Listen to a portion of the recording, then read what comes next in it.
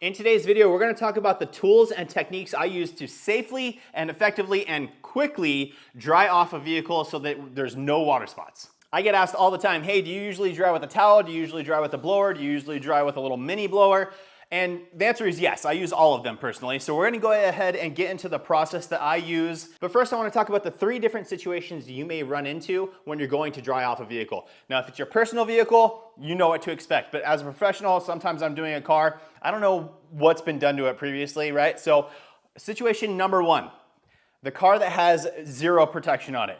In that case, just for example, if you take a blower to it, the water is sitting on the surface, you take a blower to it, that water is gonna move, but it's flooding the panel, right? The water almost seems to want to be sticking onto the surface of that panel and it won't just blow right off. Situation number 2 is the complete opposite of that, right? A fully ceramic coated vehicle. In that situation, the ceramic coat creates a really, really hydrophobic surface to this on the paintwork and on the glass or whatever has been coated. And in that situation, you take a blower to it and it blows the water off immediately. Super, super fast. The water just kind of flies off the panel. It's not sticking to it at all. And then situation number 3 is the one that I see most of the time as a professional, and it's a vehicle that has protection on it, but it's not ceramic coated. So yes, there will be water movement when you blow it, but it's not flying off the surface like it would be if it was ceramic coated. Now for all 3 of these different situations, speed is key, right? You don't want the water to dry onto the surface because that can cause water spots. That's where the water that is sitting onto it, each little bead of water, if you're using regular water, has contamination in that water. It's called TDS, total dissolved solids. So that nice little bead of water can be sitting there, but as it dries out, the total dissolved solids that were in that now form a water spot on the surface of your car. So in order to prevent water spots, you gotta get the water off quickly. Now I personally use deionized water, so I actually don't have to worry about that, but I still wanna get through cars and dry them very, very quickly because as a professional, time is money. So this is the process that I use. And after we talk about the process, we're gonna go into the pros and cons of each of these so you can really get an idea, because some people will say, oh, you shouldn't do it this way, you shouldn't do it that way. We'll cover that as well. So step number 1 for me is I grab a twist loop drying towel. This is the one that I use 90% of the time. This is called the Mega Knot from Auto Fiber, and it's just a huge, huge twist loop towel. Now, why twist loop? I did a video in the past on a bunch of different drying towel types, and for me, this thing absorbs the most water and gives a good finish right off the bat. So twist loop is basically the fibers of this thing have little pieces of microfiber that are twisted and sticking up. So that whole surface of each little one of these strands can absorb a lot of water. That's why it's so fantastic. Now, if you don't want to use the Mega Knot because you're worried about it dragging down the surface of the car and picking stuff up on the ground, obviously there's smaller versions. Also from Auto Fiber, we use the Dreadnought XL is another one that I use. And then they have the Dreadnought Max. There's a bunch of different drying towels out there. I'll link a bunch down in the description for you guys. Some available on my website and then also others on Amazon, so you guys can get them however you want. But basically I take the twist loop towel and I dry the whole surface down. Really, really simply, you can just flop it across and pull lightly. You're not putting any pressure, right? You're just letting it go and pull and absorb the water as it comes off. This works for ceramic coated vehicles, vehicles that are just waxed and have some protection, and vehicles that have basically nothing. It'll still pick up the water much quicker than any other way, unless it's fully ceramic coated, the blower is gonna blow it off quickly. Now, when I do this, I know a common question that I get asked all the time is, do you use a drying aid or something that you can spray onto the surface, adds more lubrication so you don't risk scratching the vehicle as you're coming across? And the answer to that, for me personally, is no, I don't use a drying aid. And let me explain that really quickly.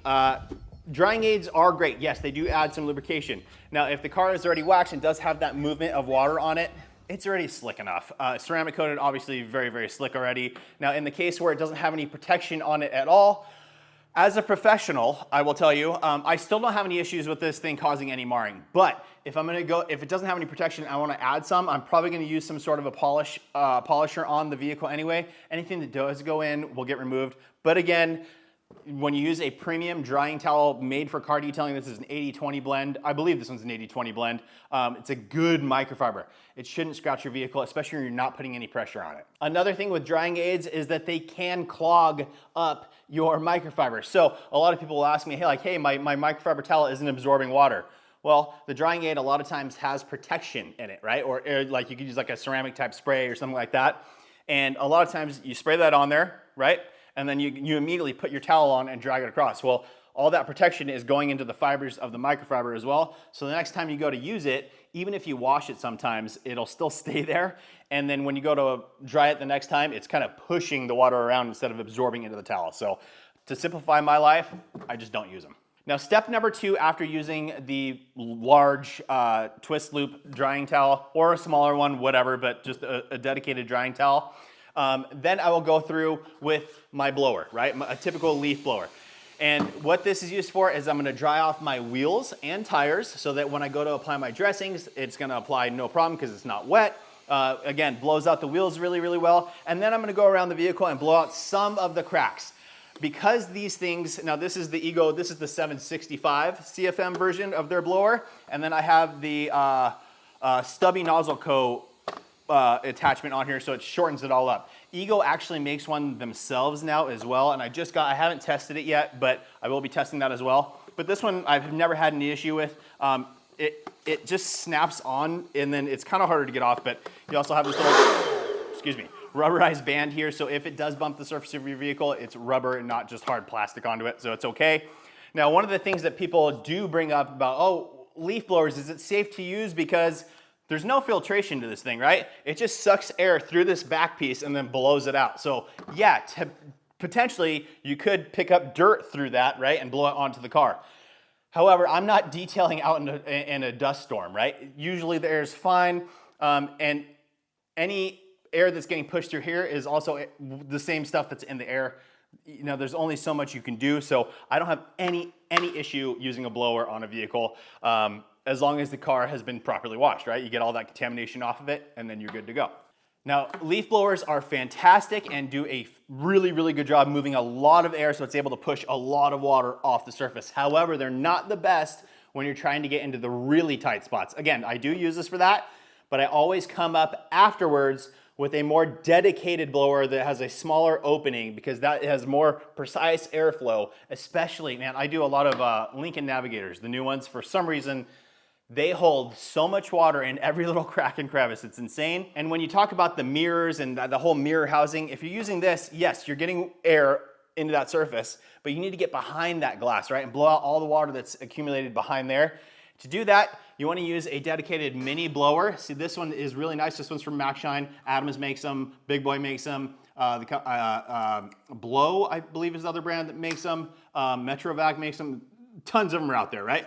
But this has a really small opening. The only problem with that, and this thing works phenomenally well. You can also use these on interior. If you don't have compressed air, you can take this and blow stuff out. So they're really, really great. The only problem is it's corded, and that's fine. It's just if I can go with a battery-powered option, I would prefer to do that.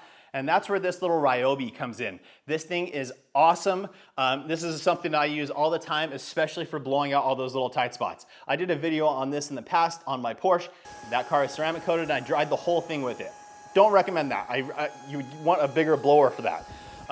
But for all the tight spots, this thing is awesome. You get this nice stubby wand. This thing comes with it. It already has a rubber tip on it, so you're safe. Again, you can use this on the interior as well. It's not as precise as this guy, but it will definitely get the job done, and the fact that it's battery powered is phenomenal.